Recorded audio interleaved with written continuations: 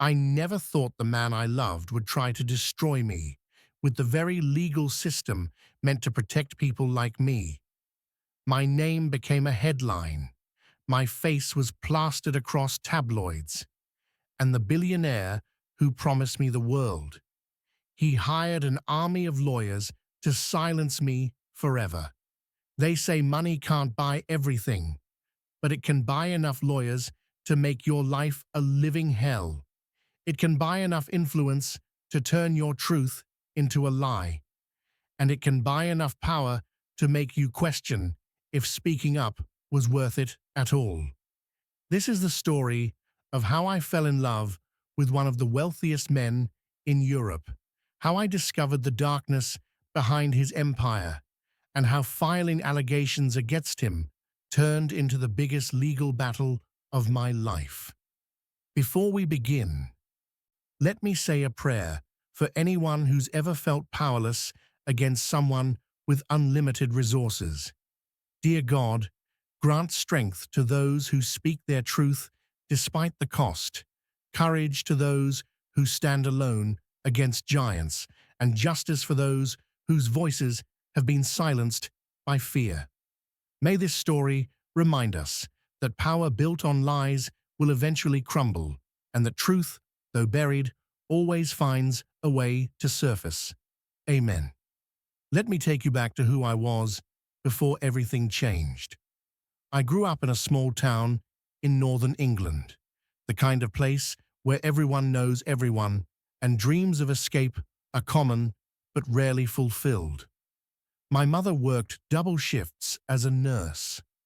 My father left when I was 7, leaving behind debt and disappointment. I was always the girl with big dreams and little means to achieve them. I studied journalism at a local college, working nights at a cafe to pay for textbooks. I wanted to tell stories that mattered, to give voice to the voiceless, to expose truth even when it was uncomfortable. My friends thought I was naive. Maybe I was, but I believed in something bigger than myself. By 26, I had landed a position at a mid-tier investigative news outlet in London. It wasn't glamorous. The pay barely covered my rent, in a cramped flat I shared with 2 roommates. But I was doing what I loved. I was chasing stories, conducting interviews, digging into corporate corruption. I had no idea that one assignment would change everything. I remember the insecurity that haunted me back then. I would look at women in expensive clothes and wonder what it felt like to not check your bank account before buying groceries. I would see couples in nice restaurants and wonder if I'd ever find someone who saw beyond my worn-out shoes and second-hand dresses. I wanted to matter. I wanted to be seen. And that desire, that hunger for significance, made me vulnerable to what came next. It was a cold March evening when I first saw Marcus Holt. My editor had assigned me to cover a charity gala hosted by the Holt Foundation. Just get some quotes, snap a few photos, make it interesting, she had said, with little enthusiasm. These events were usually full of wealthy people making themselves feel important while actually donating minimal amounts. I arrived at the venue, a historic manor house outside London, feeling completely out of place in my borrowed dress and uncomfortable heels. Everywhere I looked, there were designer gowns, diamond jewelry, men in custom suits that probably cost more than my annual salary. I was standing by the champagne fountain, trying to look professional while taking notes, when I heard a voice behind me. "You look like you'd rather be anywhere else." I turned around, and there he was. Marcus Holt was 42, 16 years older than me, with salt and pepper hair perfectly styled, sharp blue eyes that seemed to see right through you, and a presence that commanded attention without trying. He wore his wealth casually, like it was so natural to him that he didn't need to flaunt it. "I'm working," I replied, attempting professionalism despite my racing heart. "Journalist?" he asked, glancing at my notepad. "Investigative reporter," I corrected, wanting him to know I wasn't just there for puff pieces. He smiled, genuinely amused. "Ah, the dangerous kind. Should I be worried?" Something about his directness disarmed me. Most wealthy people treated journalists like necessary nuisances. But Marcus looked at me like I was the most interesting person in the room. We talked for 20 minutes.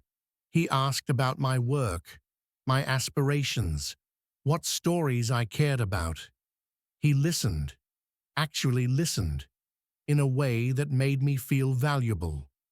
When he mentioned he had started his empire from nothing, building a tech company from his university dorm room into a multi-billion enterprise, I found myself captivated. "Most people at these events bore me to death," he admitted with a conspiratorial whisper. "But you're different. You have fire." Before the evening ended, he asked for my number, not through an assistant, not through a business card exchange, but directly, like a normal person interested in another person. I gave it to him, my hand trembling slightly as I typed it into his phone. 3 days later, he called. "Dinner?" he asked simply. "Is this for an interview?" I tried to keep my voice steady. He laughed. "No, this is because I can't stop thinking about the woman who looked bored at a party full of people, desperate to impress me." Our first date was at a small Italian restaurant in Soho. He didn't take me somewhere flashy or expensive. He took me somewhere intimate, where we could actually talk. He asked about my childhood, my mother, my dreams.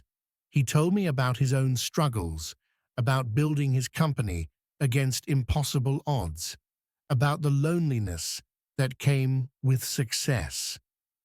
"Everyone wants something from you when you have money," he said quietly. "A favor, an investment, access.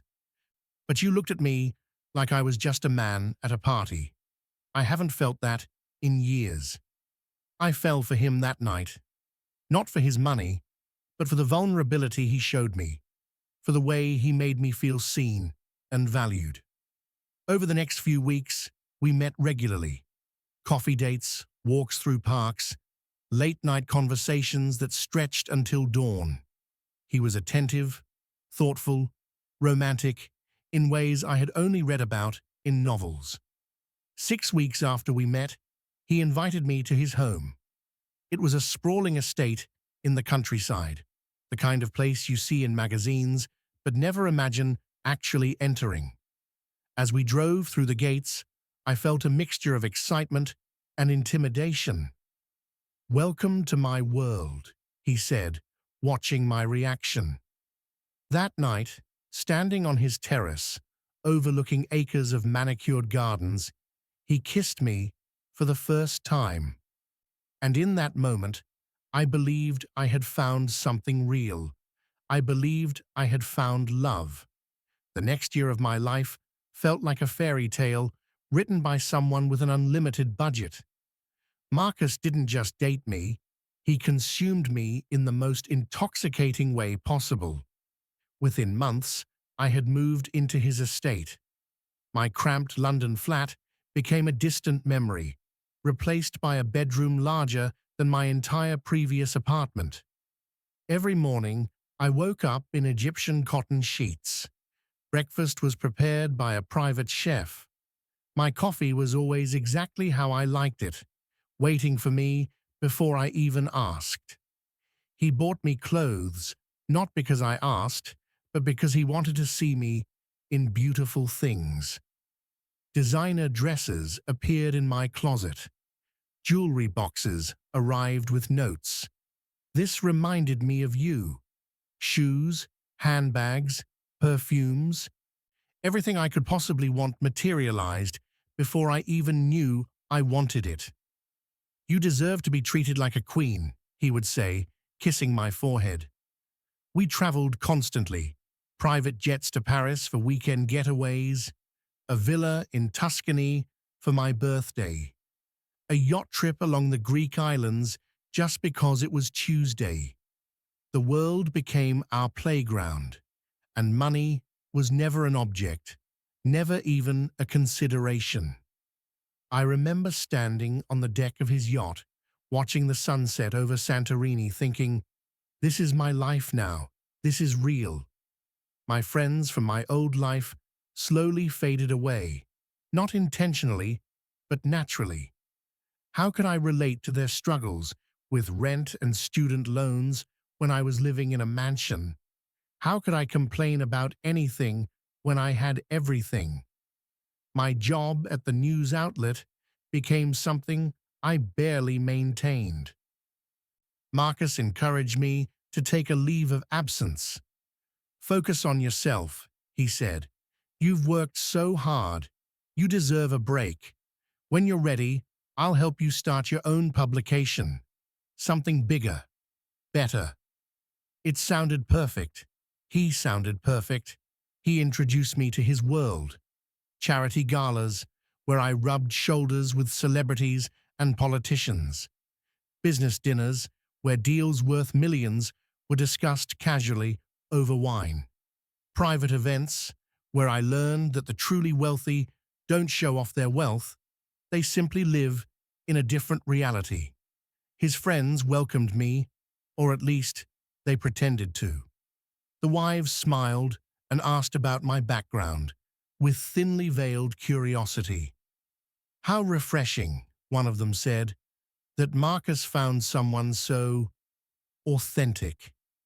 I ignored the subtle condescension. I was in love. I was happy. I was living a life most people only dreamed about. Marcus was attentive in ways that made me feel cherished. He remembered small details, my favorite flowers, the way I liked my tea, the stories I had mentioned in passing. He surprised me with thoughtful gestures, a first edition of my favorite book, tickets to a play I had mentioned wanting to see months earlier. But more than the gifts, it was the way he looked at me, like I was the most important thing in his world, like nothing else mattered when we were together. "You make me feel human again," he told me one night as we lay in bed. "Everyone else sees Marcus Holt, the billionaire. You see me."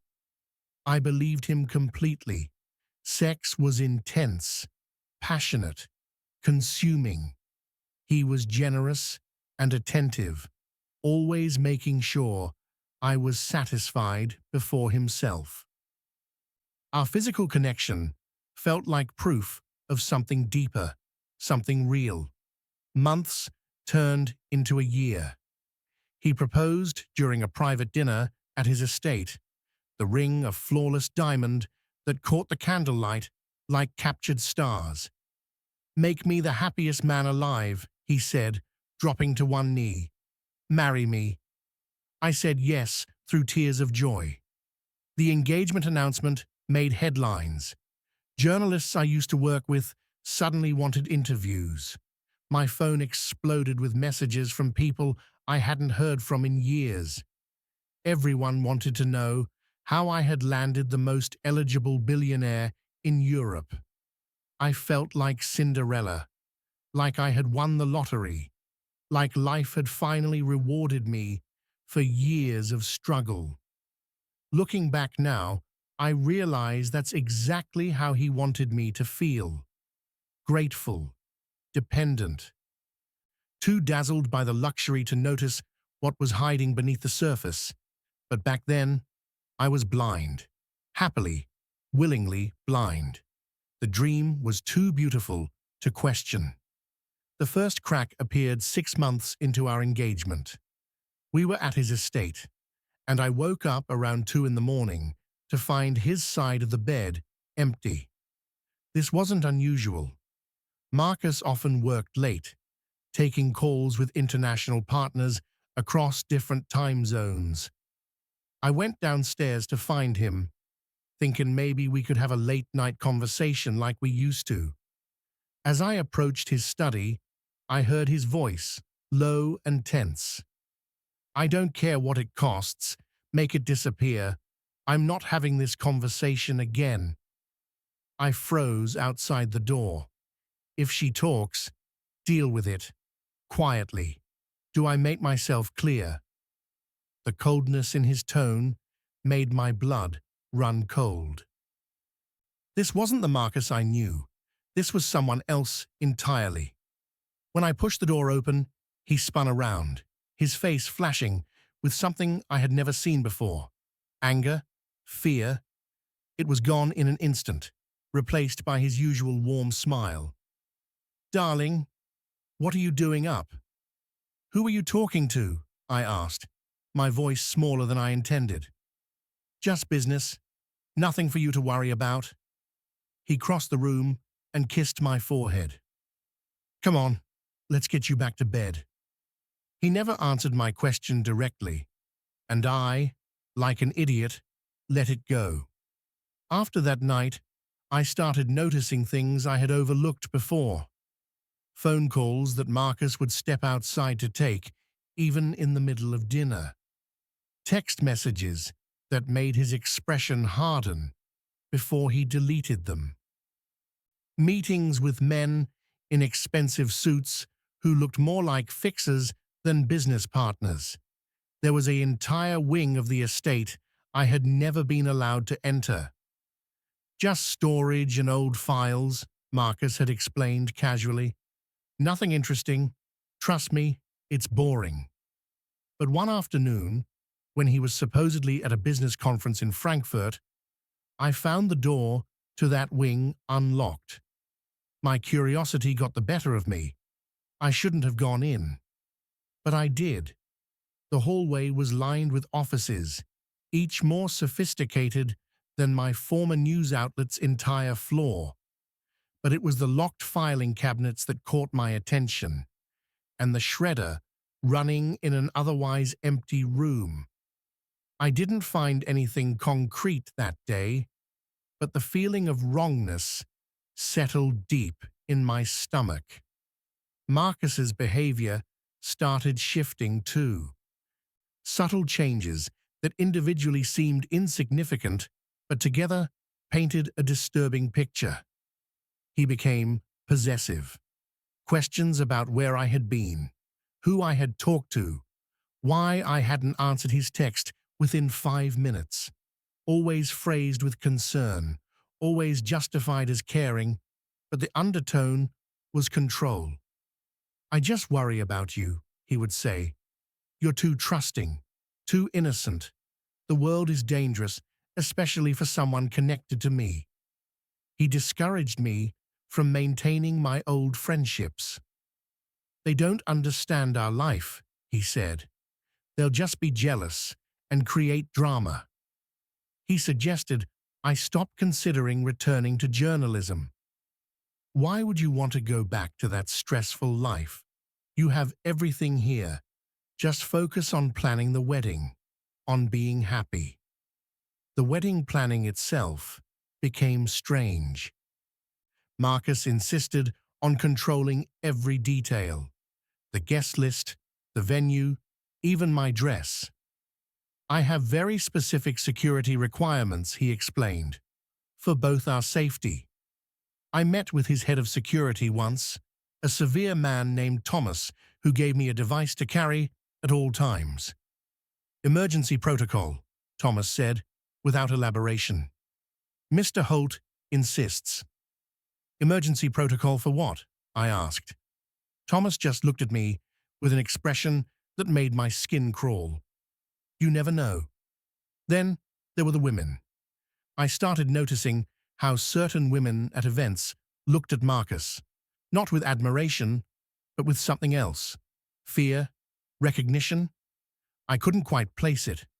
One woman, a young executive, at one of his partner companies, went pale when she saw him at a charity dinner.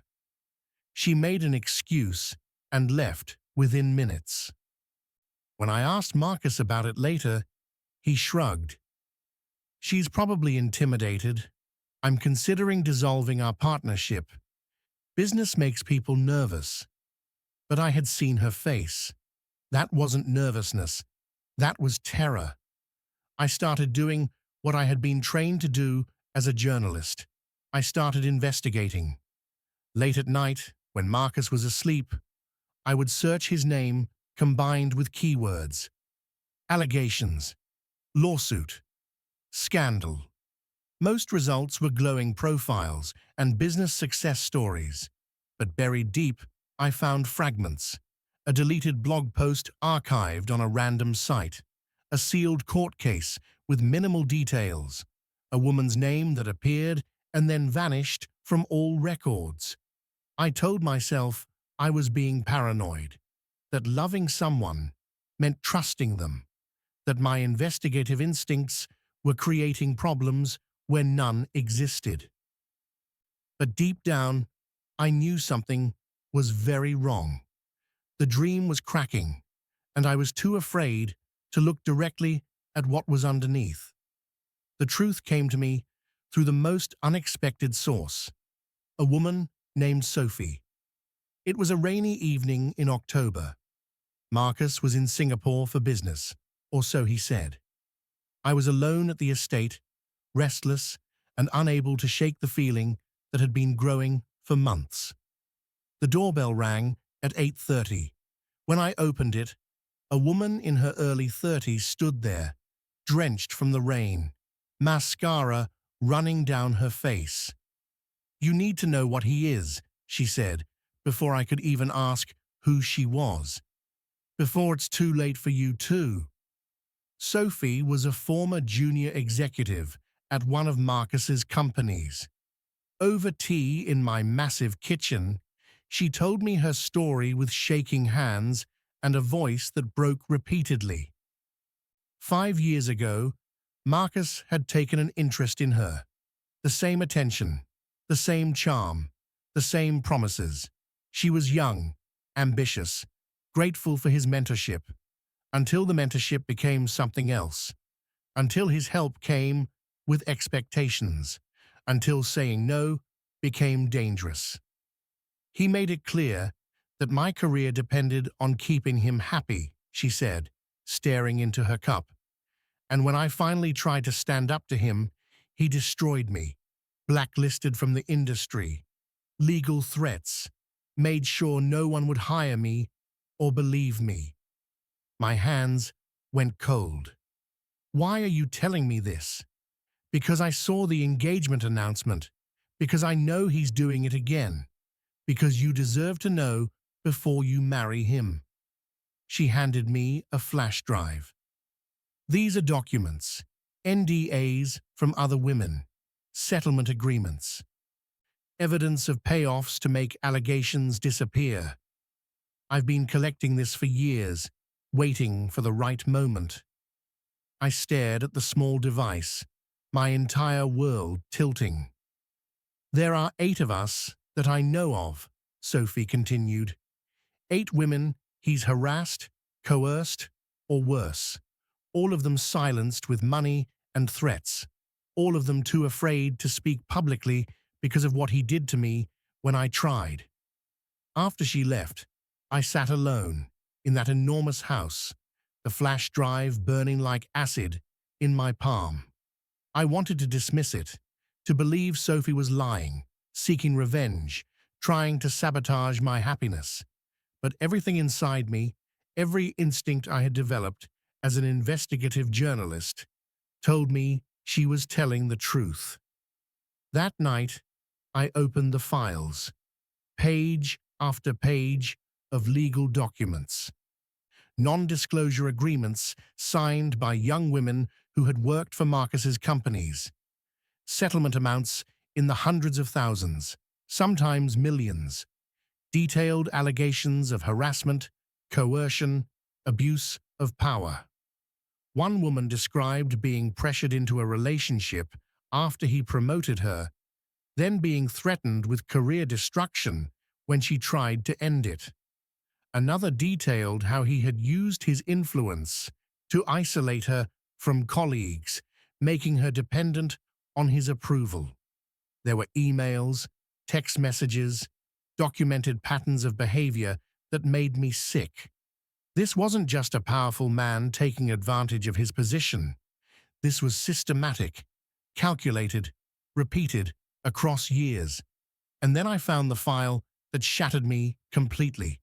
Photographs of Marcus with other women during our relationship, during our engagement. Recent, undeniable, intimate photographs that proved everything I had believed was a lie. I ran to the bathroom and vomited. When I could breathe again, I sat on the cold tile floor and faced the truth I had been avoiding. The man I loved didn't exist. He was a carefully constructed illusion. Marcus Holt was a predator who used his wealth and power to exploit women, who silenced anyone who threatened to expose him, who had been playing me from the very first night we met. I was never special. I was just next in line. The luxury, the attention, the romance, it was all part of a pattern he had perfected over years. Make them feel chosen, make them dependent, make them too grateful and too isolated to question anything. And I had fallen for it completely. I spent 3 days alone in that house, barely eating, barely sleeping, reading through every document, cross-referencing every allegation, building a case in my mind the way I had been trained to do. Marcus called from Singapore multiple times. I didn't answer. He sent texts asking if I was okay, saying he missed me, that he couldn't wait to get home. Each message made me feel sick. By the third day, I knew what I had to do. I was a journalist. I had evidence of systematic abuse by one of the wealthiest men in Europe. I had a responsibility to expose this, to protect other women, to ensure he faced consequences. But I also knew what he was capable of. I had seen what he did to Sophie, to the others who tried to speak up. I knew his resources, his connections, his willingness to destroy anyone who threatened him. When Marcus finally came home, I was sitting in the living room, the flash drive on the coffee table between us. His face went carefully blank when he saw it. "What's this?" he asked calmly. "You tell me." For a long moment, we just stared at each other. Then something shifted in his expression. The mask dropped completely. "Who gave you this?" His voice was ice. "Does it matter?" "It matters because whoever it was is about to discover what happens when you violate an NDA. He picked up the flash drive, his jaw tight. "These are sealed legal agreements, private matters, none of your concern." "They're absolutely my concern," I said, standing up. "I'm engaged to you, or I was." I pulled off the engagement ring and set it on the table. Marcus looked at the ring, then at me, and laughed. Actually laughed. "You're being dramatic. Whatever you think you know, whatever story that bitter woman fed you, you're missing context. These are complicated business situations, legal matters you don't understand." "I understand perfectly," I said. "I understand that you're a predator.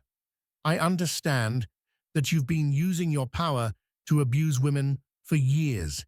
I understand that I was just another conquest." His expression darkened. "Be very careful what you say next." "Or what? You'll sue me, threaten me, try to destroy me like you did the others?" He stepped closer, and for the first time since I met him, I felt afraid. "Listen to me very carefully. You have no idea what you're playing with. Those documents are protected by legal agreements. If you breathe a word of this to anyone, I will bury you. Financially, professionally, personally. I will make you wish you had never heard my name. You're threatening me. I'm warning you. I've built an empire. I have resources you can't even imagine. I have lawyers on retainer whose only job is to protect me from exactly this kind of situation. You think you can expose me? You think anyone will believe you over me? I grabbed my bag, hands shaking. I'm leaving. No, you're not. He blocked the door. Not with any copies of those files. Not with any ideas of playing journalist hero. You're going to sit down, calm down, and we're going to talk about this rationally. Move. Make me. We stood there, locked in a standoff, and I realized just how isolated I had become. We were alone on his estate, his staff, his security, all loyal to him. My phone was upstairs. My car keys were in his study. I had no money of my own, no place to go, no one nearby I could call. He had engineered my complete dependence without me even noticing. I see you're understanding the situation now, he said quietly. Good. Now let's discuss this like adults. That's when I knew. He wasn't going to let me walk away, not with what I knew, not with evidence that could destroy him. I had to choose in that moment, stay silent and stay safe, or fight back and face everything he could throw at me. I chose to fight. What happened next was the most terrifying 3 months of my life. I waited until Marcus left for a meeting, told him I needed time to process, played the role of the confused, overwhelmed fiancé. The moment his car disappeared down the driveway, I grabbed everything I could carry and ran. Sophie had given me her number. I called from a gas station payphone like I was in a spy movie, my hands shaking so badly I could barely dial. I'm out, I said when she answered. I need help. She picked me up within an hour. I stayed at her small apartment that first night, barely sleeping, jumping at every sound, convinced Marcus's security would break down the door at any moment. He's going to come after me, I said. He's going to destroy me like he did to you. Sophie looked at me with sad, knowing eyes. Yes, but this time there are 2 of us, and we have evidence. We spent the next week planning. Sophie introduced me to the other women, the ones who had been silenced, the ones who had been waiting for someone brave or foolish enough to stand up first. There was Rachel, a former personal assistant who described years of inappropriate behavior and emotional manipulation. There was Melissa, who had been 19 and an intern when Marcus decided she was attractive enough to warrant his attention. There was Jane, a lawyer who tried to report him and found herself facing a defamation suit that cost her everything to defend. Each story was different.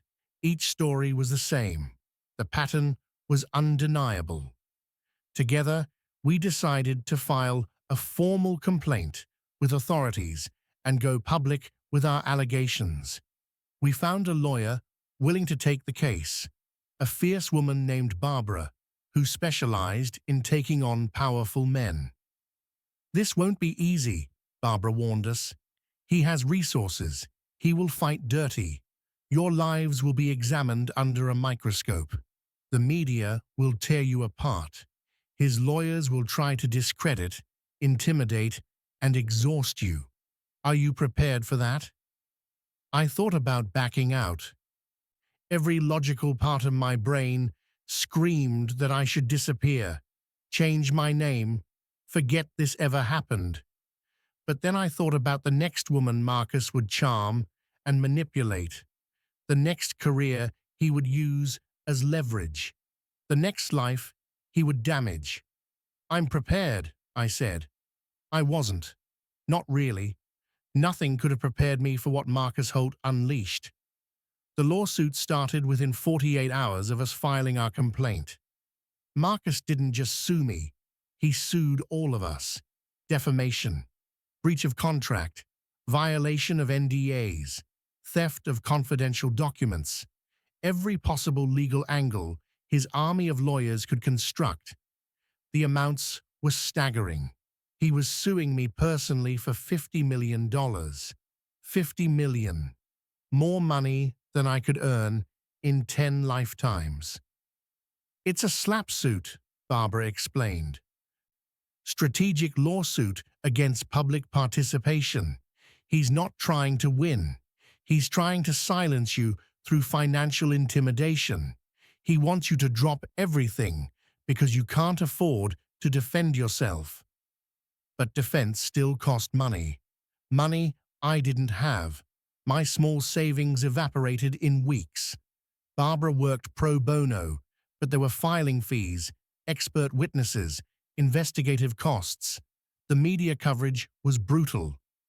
Marcus controlled the narrative through carefully placed stories in friendly outlets. I was portrayed as a scorned ex-fiancé, a gold digger seeking a payout, a mentally unstable woman with an agenda. Sources close to Holt describe the plaintiff as increasingly erratic and obsessive during their relationship, raising questions about her mental state and motivations. My face was everywhere, but not in the way I had once imagined, not as a successful journalist or the billionaire's happy fiancé, as a villain, a liar, a woman trying to destroy a good man's reputation. Marcus gave carefully staged interviews, looking hurt and betrayed. I loved her. I trusted her. I gave her everything. And this is how she repays that trust. With false allegations designed to extract money, it's heartbreaking. People believed him. Of course they did. He was wealthy, successful, philanthropic Marcus Holt. I was nobody. The harassment started almost immediately. My phone number was leaked. I received hundreds of messages calling me every vile name imaginable. Death threats, rape threats, detailed descriptions of what people wanted to do to me for trying to ruin an innocent man. Someone found Sophie's address and posted it online. We both had to move, constantly looking over our shoulders, never feeling safe. The worst part was watching people I thought were friends abandon me. Former colleagues who wouldn't return my calls, acquaintances who posted on social media about false accusations ruining innocent men's lives, family members who told me to drop it, to move on, that I was embarrassing myself. My mother called, crying. Please stop this. He's going to destroy you. I'm afraid for your safety. Mum, he's a predator. There are 8 of us with evidence. I don't care, she shouted, her voice breaking. I don't care if it's true or not. He has too much power. You can't win this. Please, baby, just let it go before it's too late.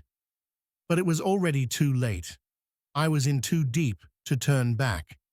Marcus's legal team was relentless. Depositions that lasted hours, questions designed to humiliate and exhaust. They asked about my sexual history, my relationships, my mental health, every detail of my life before Marcus. Isn't it true that you had financial difficulties before meeting Mr. Holt? His lawyer asked during one deposition, smirking. Yes. And isn't it true that Mr. Holt paid off your student loans, gave you credit cards with no limit, provided you with luxury housing? Yes. So you became financially dependent on him? Yes. And when that relationship ended, You suddenly had allegations. I wanted to scream that his questions were designed to make me sound like a gold digger, that financial dependence was part of Marcus's pattern of control. But I had to stay calm, stay measured, let the evidence speak for itself.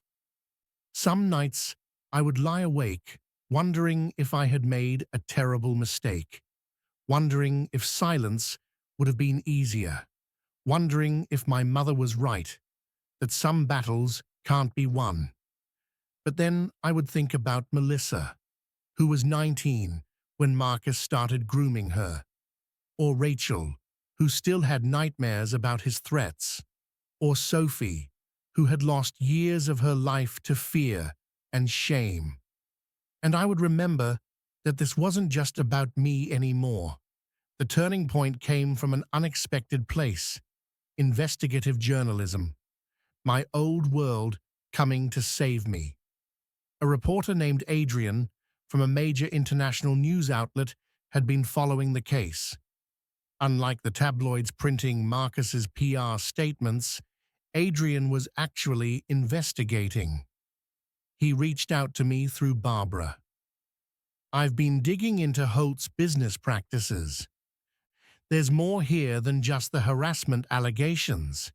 I think there's financial fraud. Would you be willing to talk?" I met him at a coffee shop, looking over my shoulder the entire time, convinced Marcus's people were watching. Adrian spread out documents across the table. "Holt's companies have been involved in some very questionable financial arrangements: shell companies, offshore accounts, payments that don't add up. I think the harassment is just the visible tip. I think his entire empire might be built on fraud. What do you need from me?" "Access to anything you saw while living with him. And I need the other women to talk on record. Not anonymous sources. Real names, real stories. I need to make this bulletproof, because when I publish this, Holt will come after me too." Over the next 6 weeks, Adrian worked like a man possessed. He interviewed all 8 of us on camera. He tracked down financial experts to analyze Marcus's business dealings. He found former employees willing to testify about suspicious practices. And he found more women. Women who hadn't been part of our initial complaint, but who had similar experiences. The number grew from 8 to 12 to 16. Marcus didn't know what was coming until the article dropped. It was published on a Sunday morning, spanning multiple pages with detailed allegations, financial analysis, and 16 women willing to be named and photographed. The headline was devastating. "The Predator: How Billionaire Marcus Holt Built an Empire on Exploitation and Fraud." The article didn't just cover the harassment. It exposed questionable business deals, potential tax evasion, connections to suspicious international financiers. It painted a picture of a man who had been breaking rules, legal and ethical, for his entire career, protected by wealth and influence. The response was immediate and explosive. By Monday morning, 3 of Marcus's board members had resigned. By Tuesday, regulatory authorities announced investigations into his business practices. By Wednesday, several of his major investors were distancing themselves publicly. The legal landscape shifted overnight. Suddenly, we weren't just accusers fighting a defamation suit. We were witnesses in a criminal investigation. The power dynamic had fundamentally changed. Marcus went into crisis mode. His PR team went silent. His lawyers issued increasingly desperate statements. He stopped appearing in public. But the best part? Other victims started coming forward. Women we hadn't known about, emboldened by the article, willing to add their stories to the pile of evidence. The dominoes were falling. Barbara called me, barely containing her excitement. Two of his companies just filed for bankruptcy protection. The fraud investigation is expanding, and 3 more women have filed complaints. He's drowning. I felt a surge of hope for the first time in months. Then came the unexpected ally, Marcus's former business partner, a man named Richard, who had been forced out of the company years earlier. Richard reached out through his lawyers. I have documents, financial records that prove the fraud. I've been sitting on them for 5 years, waiting for someone to be brave enough to challenge him. I want to help. The documents Richard provided were devastating. Proof of systematic fraud, money laundering, tax evasion, enough to not just destroy Marcus's reputation, but put him in prison. With this new evidence, the criminal investigation accelerated. Authorities raided Marcus's offices. His assets were frozen. The empire he had built was crumbling in real time. Meanwhile, the court of public opinion had shifted. The narrative was no longer "scorned woman makes false accusations." It was "brave whistleblowers expose predatory billionaire." Journalists who had initially painted me as unstable were now requesting interviews about my courage. Social media accounts that had sent death threats went quiet or deleted their posts. People who had abandoned me started reaching out, awkwardly apologizing. I didn't respond to most of them. Their support came too late, when it was safe, when the tide had turned. But the harassment did stop. The death threats diminished. I could walk down the street without fear for the first time in months. Marcus's defamation lawsuits against us began falling apart. His lawyers filed motions to dismiss, essentially admitting they couldn't win. The judge in our case made scathing remarks about frivolous litigation designed to intimidate witnesses in an ongoing criminal investigation. One by one, the lawsuits were dismissed. The $50 million threat that had haunted my nightmares evaporated like morning fog. But I wasn't celebrating yet, because I knew Marcus. I knew he was wounded, but not defeated, and wounded predators are the most dangerous. Barbara warned me to stay vigilant. Men like Holt don't go down quietly. Watch your back. Vary your routine. Trust your instincts. She was right to warn me. 2 weeks after the article published, I was walking to my car after a meeting with Barbara when a black SUV pulled up beside me. My heart stopped. But it wasn't Marcus's security. It was a woman in her 50s, elegant and composed, who rolled down the window. "I'm Catherine Holt," she said, "Marcus's mother. I need to speak with you." Every instinct told me to run, but something in her expression stopped me. She looked tired, sad, ashamed. "Please," she said, "just 5 minutes." We sat in a nearby cafe. Catherine ordered tea with trembling hands. "I knew," she said finally, "not everything, not the extent, but I knew my son had problems with women, with boundaries, with power." She looked at me with tears in her eyes. I told myself it was just how wealthy men are, that it was none of my business, that I couldn't control a grown man's choices. "Why are you telling me this?" "Because I'm ashamed. Because I enabled him by staying silent. Because you're brave enough to do what I should have done years ago." She slid an envelope across the table. "These are additional documents. Communications between Marcus and his lawyers about how to silence women. Strategies for intimidation. I found them in his father's old files. His father taught him these tactics. I stared at the envelope. Why would you do this? He's your son. He's my son, she agreed. But you're somebody's daughter. They all are.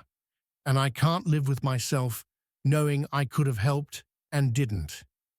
She stood up, dignity in every movement, despite the tears on her face. I hope you destroy him. I hope he faces real consequences. It's the only way he might ever change, though I doubt even that will do it. She walked away, leaving me with evidence that would prove Marcus had deliberately conspired to obstruct justice and intimidate witnesses. The next day, I delivered everything to the authorities. The walls were closing in on Marcus Holt, and he knew it. The trial became the media event of the year. It wasn't just about harassment anymore.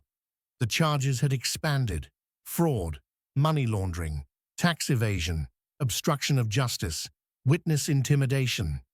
Marcus Holt, the billionaire philanthropist, was facing decades in prison. I had to testify. All of us did. 16 women, one after another, detailing his pattern of abuse and manipulation.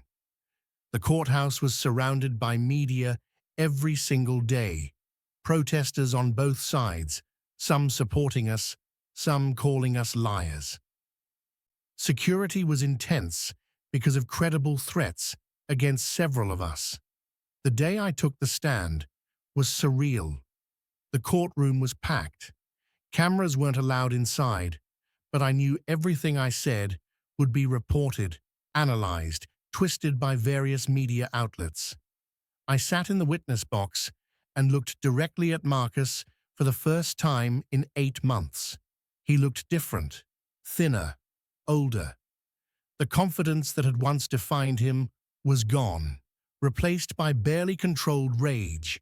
When our eyes met, I saw pure hatred. Good. I wanted him to see that I wasn't afraid anymore. The prosecutor, a brilliant woman named Elizabeth Chen, led me through my testimony with precision.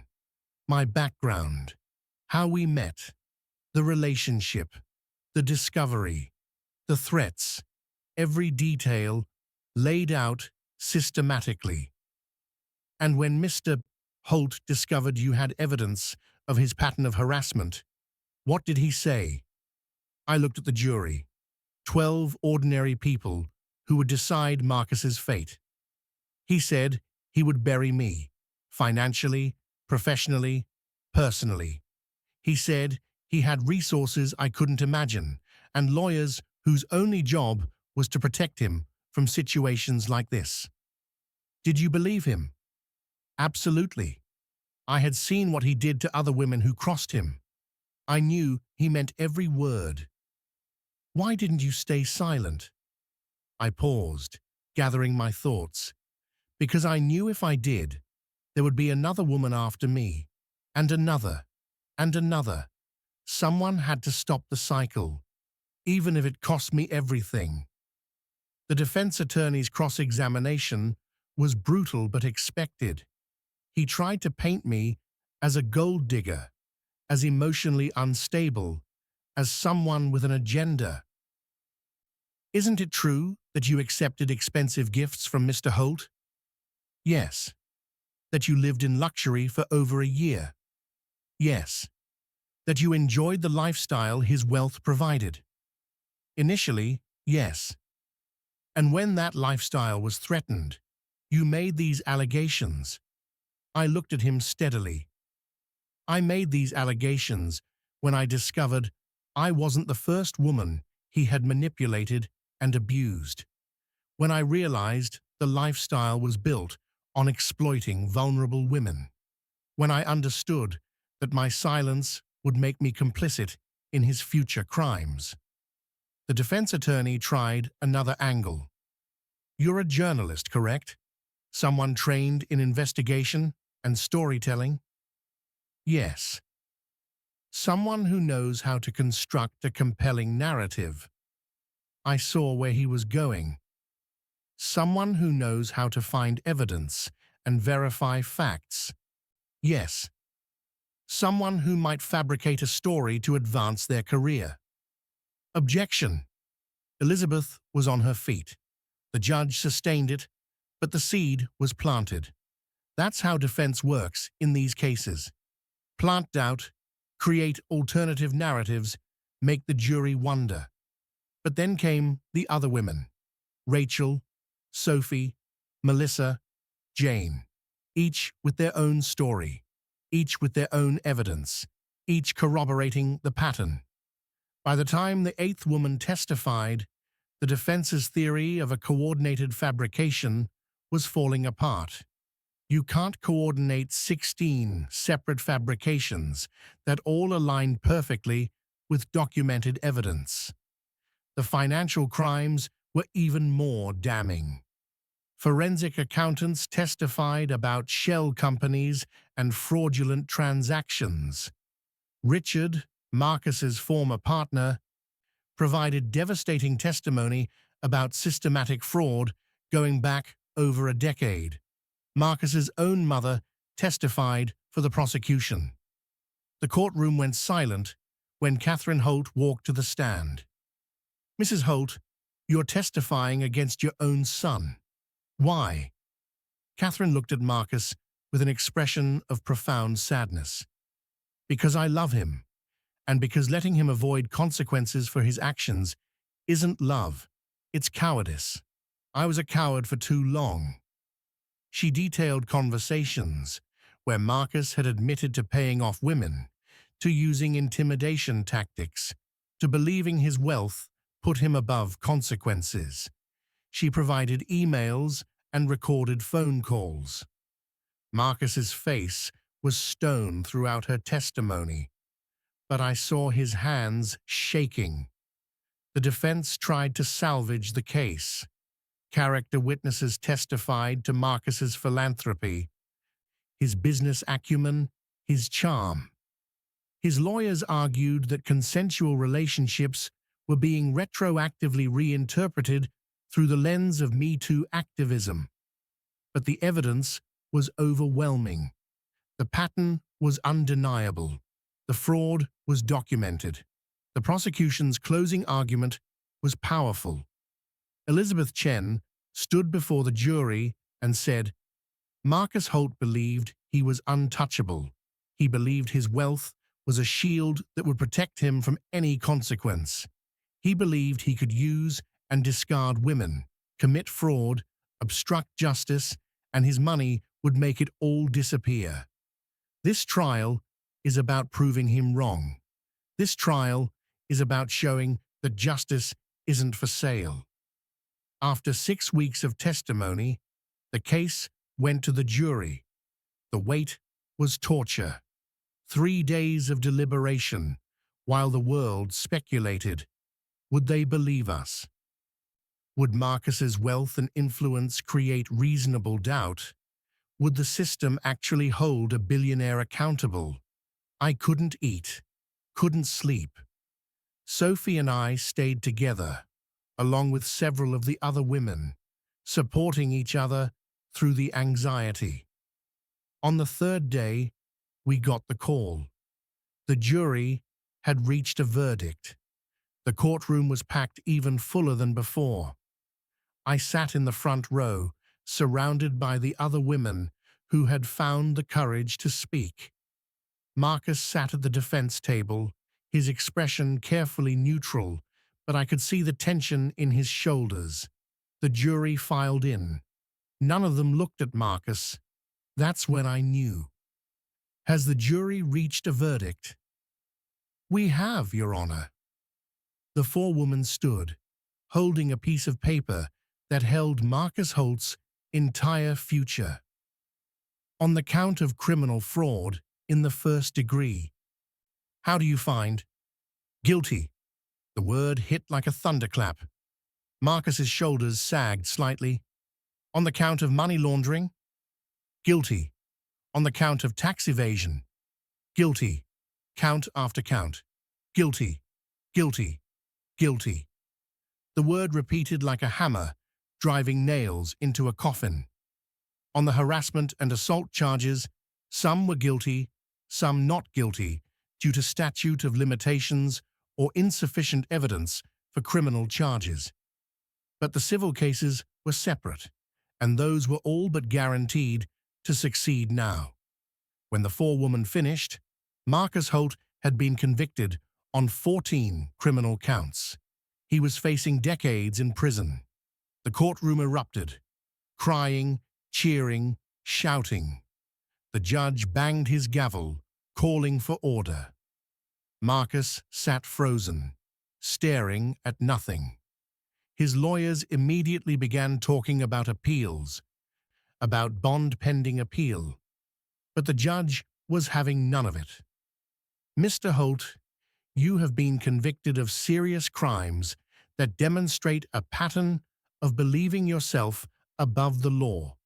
You have used your wealth and influence to victimize others and obstruct justice.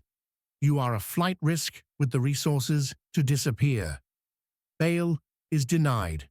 Remand the defendant into custody pending sentencing." Marcus was handcuffed, right there in the courtroom. The billionaire, who had once controlled everything, was led away in chains. As they walked him past our row, he looked at me one final time. The hatred was still there, but something else too. Defeat. The recognition that he had finally met something his money couldn't buy. Justice. I watched him disappear through the door, and for the first time in almost a year, I took a full breath. It was over. We had won. 138-40, 152-30. The resolution. The sentencing hearing came 3 months later. Marcus Holt was sentenced to 23 years in federal prison. No parole for at least 15 years. His assets were seized to pay restitution to his victims and to cover the massive fines for his financial crimes. The empire he had built was dismantled piece by piece. His companies were dissolved or sold off. The estate where I had once lived in luxury was auctioned, the proceeds going to a fund for his victims. The civil cases settled quickly once the criminal conviction was final. Each of us received compensation, though no amount of money could truly make up for what we had endured. But more important than the money was the vindication, the public acknowledgement that we had told the truth, that we had been wronged, that we had been brave. The settlement I received allowed me to breathe for the first time in years. I wasn't wealthy, but I was stable. I had options. I had freedom. Sophie and I remained close. We had been through war together, and that creates bonds that don't break. Several of the other women became friends too. We had a group chat where we checked in on each other, supported each other through the ongoing healing process, because healing was necessary. PTSD doesn't disappear just because you win in court. I had nightmares for months, panic attacks triggered by unexpected things, a man with similar cologne, a black SUV, the sound of a specific ringtone. I jumped at loud noises. I struggled to trust anyone. I started therapy. Real, intensive trauma therapy with a specialist who understood abuse by powerful figures. It helped, slowly, to process everything that had happened. "You survived," my therapist told me during one session. "You fought back against someone with nearly unlimited resources, and you won. That's not just survival. That's heroism." "I don't feel like a hero," I admitted. "I feel damaged." "You can be both," she said gently. "Heroism doesn't erase trauma, but healing is possible. You're already doing it." 6 months after the sentencing, I made a decision about my career. I returned to journalism, but differently. I started my own investigative platform, funded partially by my settlement and partially by crowdfunding from people who believed in the work. The focus was on holding powerful people accountable, on giving voice to those who had been silenced. My first major investigation exposed another wealthy executive with a pattern of harassment. The company fired him within weeks of publication. 3 women came forward to thank me for giving them courage to speak. That's when I realized my experience with Marcus, as traumatic as it was, had given me unique insight and credibility. Survivors trusted me because I was one of them. I understood the fear, the manipulation, the difficulty of speaking up. I could use what happened to me to protect others, to prevent other women from going through what I went through. The platform grew. We published investigations that led to real change. Politicians losing elections, CEOs being fired, policy changes in corporations. Not every story was as dramatic as Marcus Holt, but each one mattered. A year after the trial, I received a letter from Marcus in prison. My first instinct was to throw it away unopened, but curiosity got the better of me. The letter was short. "You destroyed my life. I hope you're satisfied. Everything I built is gone. My reputation is ruined. I will die in prison. I hope it was worth it to you. You think you're a hero. You think you fought for justice, but you're just a bitter woman who couldn't handle that I didn't choose you forever.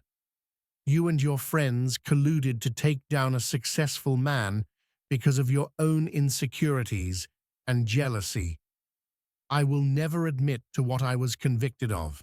I will never apologize for crimes I didn't commit. History will vindicate me. Time will reveal the truth. You won nothing but temporary attention. I built something lasting. That will be my legacy." There was no signature, but the arrogance was unmistakable.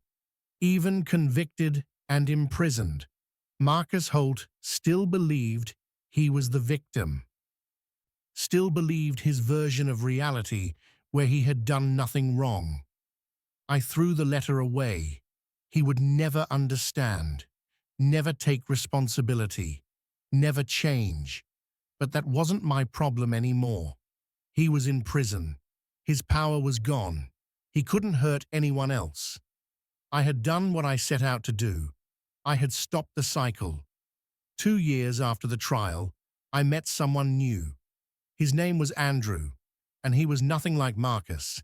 He was a high school teacher, kind and genuine, with no interest in power games or manipulation. He made me laugh. He respected my boundaries. He never tried to control or diminish me. Our first kiss happened after a long walk through a park, talking about books and childhood memories and stupid jokes. It was simple and sweet and real in a way my relationship with Marcus never was. "You're an amazing person," Andrew told me one evening as we cooked dinner together in my small apartment. "You don't even know the full story," I said. "I know you survived something terrible. I know you fought back. I know you help other people now. That tells me everything I need to know." I cried that night, not from sadness, but from relief. Relief that I could trust again, that I could love again, that Marcus hadn't broken me permanently. The scars were still there. I still had moments of anxiety and fear. I still had nightmares occasionally, but they were becoming less frequent, less intense. I was healing, slowly, imperfectly, but genuinely. 3 years after the trial, I was invited to speak at a conference about holding powerful figures accountable. The room was packed with journalists, activists, survivors, and advocates. I stood at the podium and looked out at hundreds of faces, and I told my story, not for sensationalism or attention, but to provide a roadmap for others in similar situations. When I discovered what Marcus Holt really was, I said, I had a choice.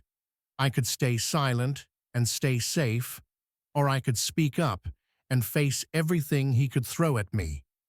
I chose to speak up, and I won't lie to you. It was hell. The legal battles, the media harassment, the death threats, the isolation. There were days I regretted everything. But then I think about the woman who might have been next, the young intern or junior executive who would have trusted him, been manipulated by him, been silenced by him. And I realized that my suffering prevented hers, that my courage inspired others to come forward, that my fight created real change. If you're in a situation where someone powerful is abusing that power, know this: you are not alone. There are people who will believe you.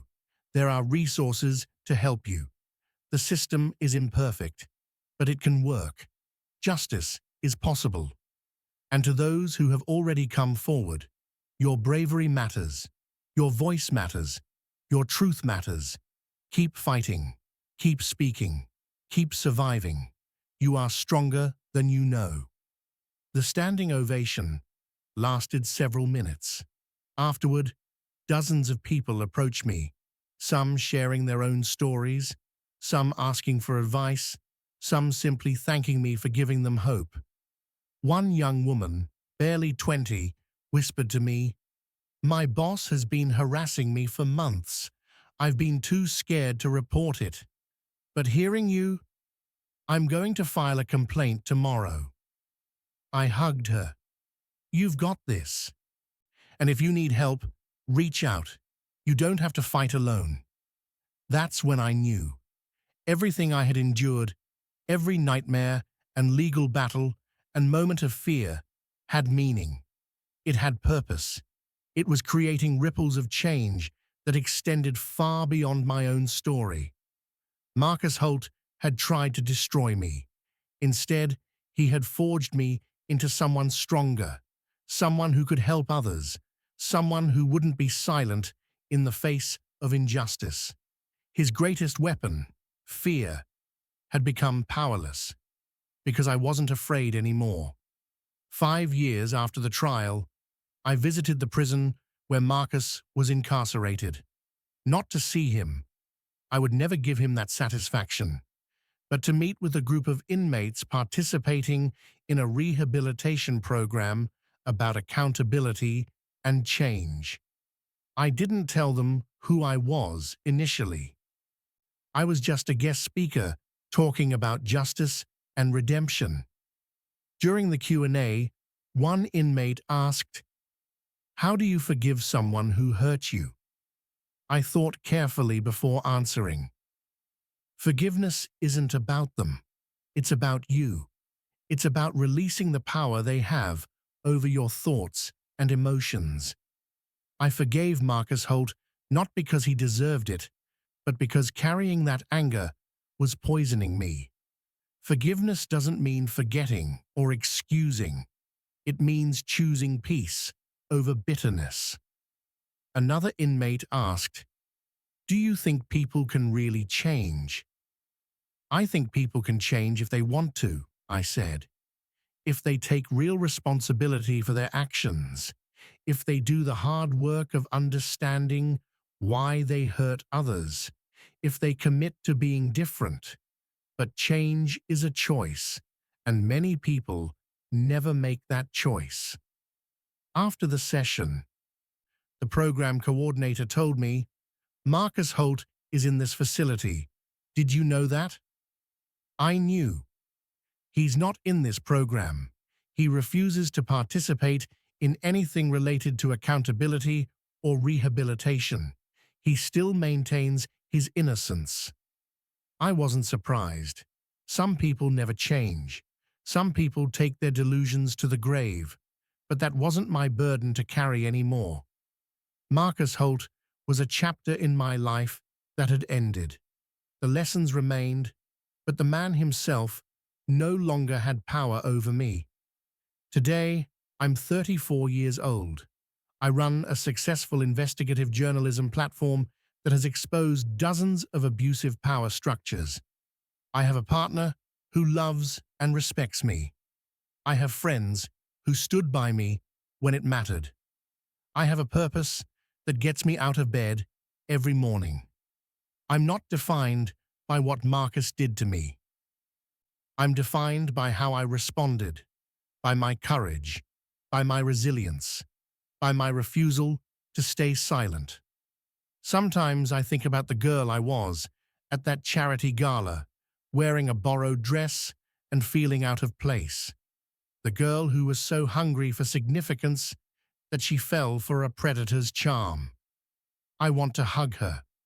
I want to tell her that she's enough exactly as she is, that she doesn't need a billionaire to validate her worth. But I can't go back. None of us can. We can only move forward, carrying our scars and our strength, using our experiences to build something better. To anyone watching this who has experienced abuse, manipulation, or exploitation by someone with power, your story matters. Your truth matters. Speaking up is terrifying, but silence is more dangerous. You deserve justice. You deserve healing. You deserve a life free from fear. And to those who have power, remember that power is temporary.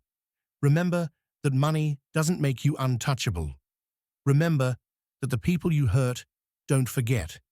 And remember that eventually, always, truth finds its way to the surface. Marcus Holt taught me many things, though none of them were intentional. He taught me that love without respect is manipulation. He taught me that luxury without integrity is empty. He taught me that power without accountability is tyranny. But most importantly, he taught me that I am stronger than I ever imagined, that I can survive the worst and still build something beautiful, that my voice, once I found the courage to use it, was powerful enough to bring down an empire. 5 years ago, I filed allegations against a billionaire, and he responded with lawsuits designed to crush me. But I'm still here, thriving, growing, helping others find their own courage. He responded with lawsuits. I responded with truth. And in the end, truth won. Before I go, I want to thank everyone who has watched this story all the way through. Your time and attention mean everything, especially for stories like this that need to be told. If this story resonated with you, if it gave you courage, if it made you think differently about power and justice, I would be so grateful if you would subscribe to this channel.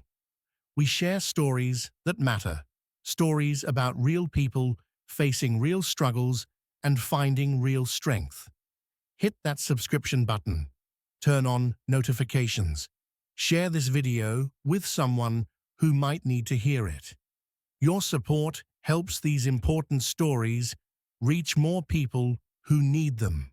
And please, drop a comment below. Tell me what this story meant to you. Share your own experiences if you feel comfortable. Let's create a community where survivors support each other, where truth is valued, and where speaking up is celebrated. If you're going through something similar, comment, "I see you," and let's support each other. If this story gave you courage, comment, "Not alone."